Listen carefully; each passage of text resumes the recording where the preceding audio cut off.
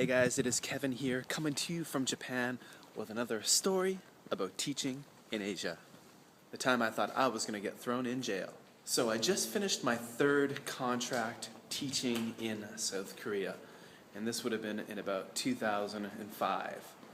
And I just finished a contract teaching at an adult language school. Now, a lot of things about the job were good, but there was a lot of things I didn't like. And to be honest, I enjoyed teaching children a lot more than teaching adults. So I decided to find a new job after that contract was finished, teaching children. So about a month before my contract was to be completed at the adult school, I started searching around on different big job websites in Korea for a new teaching position. And I found a school that seemed to look pretty good. It was a new school. They just opened up. They had several branches throughout Seoul, where I was living. That's the biggest city in Korea. And I applied, and I was called up for an interview. Now, I showed up at the branch that was looking for a teacher, and they were in the south part of Seoul, a very wealthy area called Songpagu.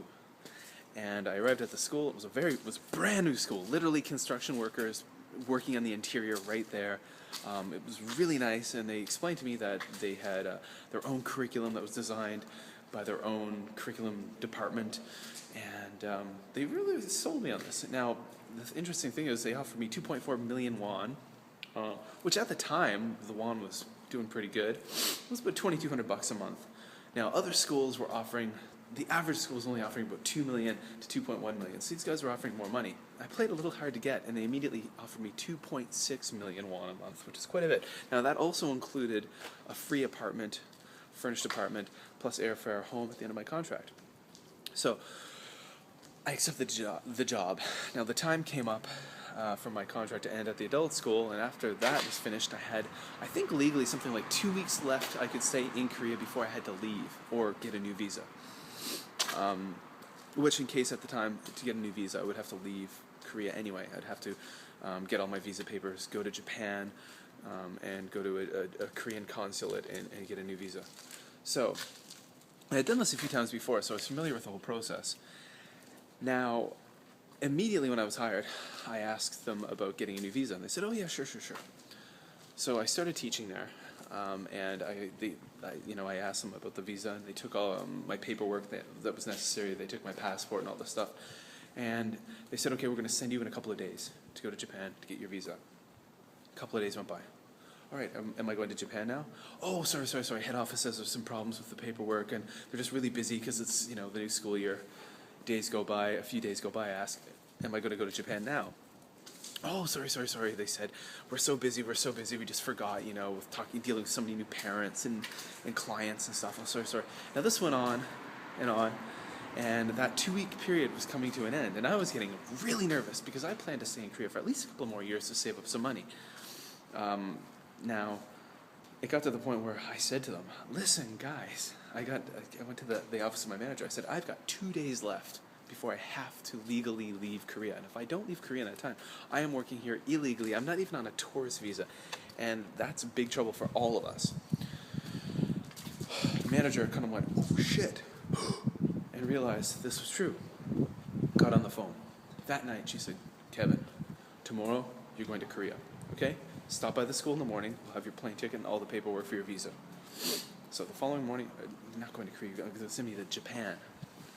The next morning, I show up at the school to get my paperwork, and they're like, oh, sorry, we weren't able to get it all together, but here's a plane ticket. We want you to go to Japan and come back on a tourist visa. As a Canadian, I get a 6-month tourist visa, and then we'll sort it out after that.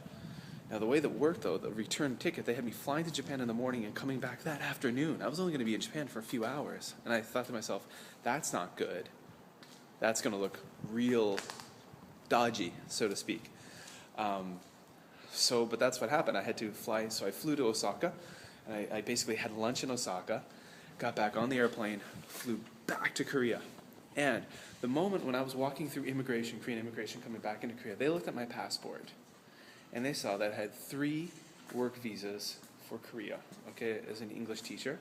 And then they saw that I had left that I'd left Korea that morning. I had to come back just a few hours later, and they could smell a rat. And rightfully so, something was wrong. Basically, so the Korean, that was a female immigration officer, she, I think, hit some kind of button under the desk or something, and 2 male immigration officers came out and escorted me to a back office where they took my passport, they sat me down on a bench, and they got on their computers and started plugging away on the computers. And one guy was like yelling frantically, getting really upset, and the other guy was trying to calm him down. And then this guy would come over to me and just scream at me in Korean. I didn't understand what he was saying, and the other guy would come over and calm him down. Total like good cop, bad cop. And this went on for several hours as I was sweating it, like big time, scared shitless. You know, I'm worried like I'm gonna get thrown in like an immigration jail, detention center, and then spend some time in a detention center and then be deported. Finally, they come over because there's really nothing they can prove that I'm up to anything. They're like, and the guy comes up, he's like, "You, no work. I'm like, no, I'm not working. And I came up with a lie on the spot. I said, I'm just here for a friend's wedding. I finished a contract. I told them this whole story. I'm leaving, but my friend who I worked with at my last school is getting married, and I'm just back for like a few days for his wedding. And they just like, you, no work. And I was like, okay, I won't. Finally, they let me go after several hours. And big wet spots of sweat under my armpits. The next day, I go to that school, and I walk in the office and I say, I quit. And I told them the whole thing. They're like, oh, and I'm like, no, I freaking quit, guys. I'm done with you. You guys are dodgy. No, you can't do that. You signed a contract. You've got a legal contract to work with us. You have to give us at least 30 days notice. I said, that is not a legal contract because I'm a teacher here on a tourist visa, which is completely illegal. So there's nothing they could do. So I told them I'd stay until the end of the week. I stayed until the end of the week, and that was it. That was gone. Then I got a new job legally. The next school I worked for got me a proper visa, the proper way. You cannot work on a tourist visa in Japan or Korea. It's illegal. You have to have a proper working visa of some sort, working holiday visa or a working visa. So there you go. That was the time I got so scared in Korea. Now that story is in my new ebook, Teaching in Asia, Tales and the Real Deal, which is a compilation of stories about being a teacher in Japan and Korea, and also kind of a how-to guide about how to find work in Japan and Korea as a language teacher, and a lot of tips. If you're new to teaching, a lot of great tips, how to manage a classroom, how to deal with a new culture, new food, new this and that. So the link's below. Go check out my new ebook, Teaching in Asia, Tales and the Real Deal. I think you'll really enjoy it. It's on the Amazon Kindle store. You can download it on your Kindle. If you don't have a Kindle, if you've got a computer, you can read it. You can get the free Kindle app, download it, you can watch it, read it on your PC, on your Mac, your iPhone, your Android device, your iPad. There you go, guys. So hope you enjoyed that story. Take care. Kevin here in Japan with another Teaching in Asia tale. Again, that one is in the book, so go check out my new book. All right, guys, gotta go.